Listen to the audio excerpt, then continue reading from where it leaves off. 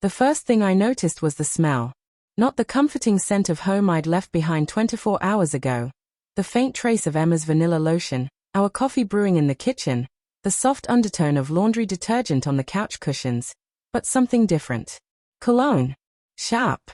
Masculine. Not mine. My keys trembled in my hand as I pushed the door open wider. The house was dim, only the living room lamp glowing weakly, its light catching on 2 wine glasses on the coffee table. One empty. One half full. I blinked hard. Maybe she'd had a friend over. Maybe her brother stopped by. But then my eyes drifted lower. An unfamiliar jacket slung across the armchair. A man's jacket. My pulse began to thrum in my ears. M.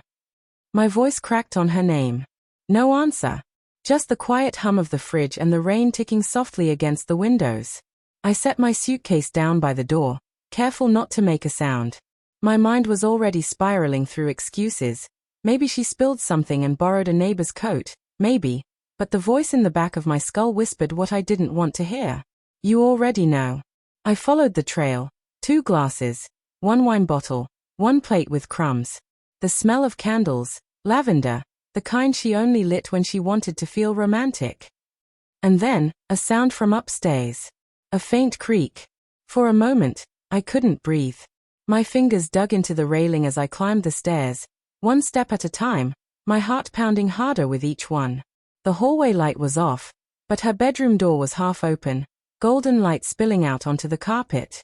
Through the gap, I saw movement. Emma. Sitting on the edge of the bed, hair tangled, wearing my t-shirt. Not hers, mine.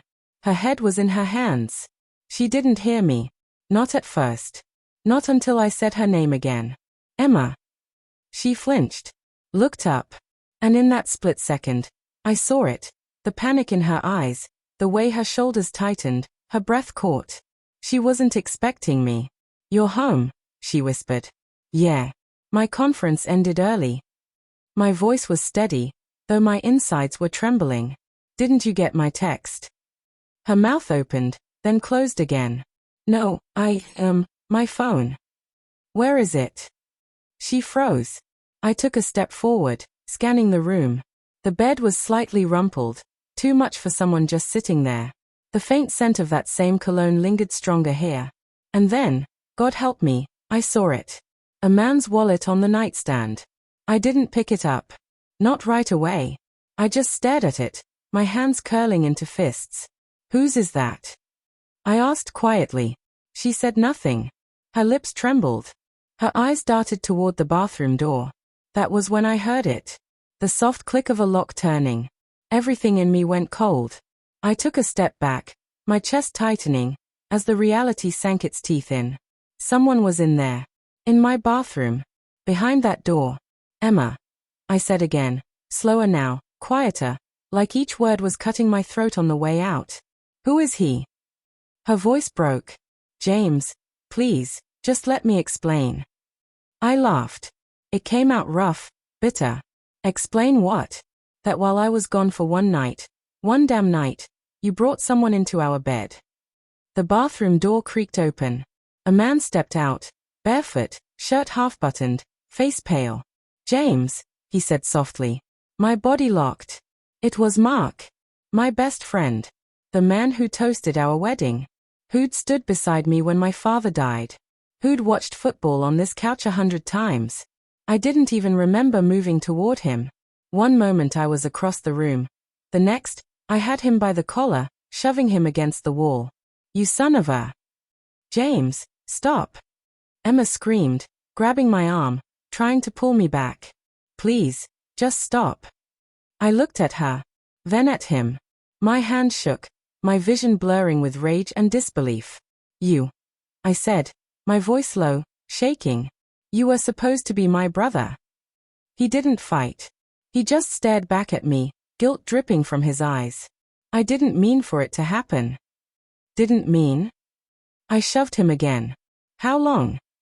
Emma whispered something, but I didn't hear. My heart was roaring too loud. How long? I demanded. She broke then, tears spilling down her cheeks. 3 months. 3 months. The words hit harder than any punch. I stumbled back, my breath catching. 3 months of lies. 3 months of her pretending. 3 months of him sitting across from me, laughing, acting like nothing was wrong. Why? I whispered. Was I not enough? She shook her head. It wasn't like that. You were always working, always distant, and he. Don't. I cut in. Don't you dare make this my fault. Mark stepped forward, hands raised. I'll leave. I'll go. But I wasn't done. I wanted him to feel what I was feeling, to taste the same betrayal tearing me apart. You ruined everything, I said. Both of you. He nodded, eyes glistening. I know. Then he walked past me, silent, out the door. The sound of his footsteps on the stairs echoed through the house like a heartbeat fading away. Emma stayed where she was, crumpled on the edge of the bed. I stared at her for a long time. She looked smaller than I'd ever seen her. Fragile. Broken. But I couldn't tell if it was guilt or grief I saw in her eyes. I loved you, I said quietly. Even when things were hard. Even when you pulled away, I kept believing we'd find our way back. She sobbed. I know. I don't expect forgiveness. I just. Stop, I said. Don't explain. There's nothing left to save. I turned and left the room. Each step felt heavier than the last. Downstairs, the lamp still glowed, casting light on those 2 wine glasses. I stared at them a moment longer before sweeping them off the table. The shattering glass was the only sound that made sense anymore. Outside, the rain had stopped. The street was quiet, washed clean, like nothing had ever happened here. I stood in the doorway, suitcase at my feet, and took one last breath of the house I'd once called home. Then I closed the door behind me. But even as I walked away, a thought gnawed at me, small, cruel, impossible to silence.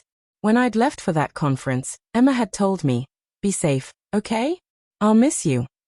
And she had meant it. I knew she had. That was what hurt the most. Love didn't vanish all at once, it rotted slowly, disguised as comfort, disguised as need, until betrayal felt almost inevitable. And as I drove through the quiet streets, dawn beginning to bleed into the sky, I realized something terrible. She hadn't destroyed me. Not completely. Because a part of me still loved her. And that was the real betrayal.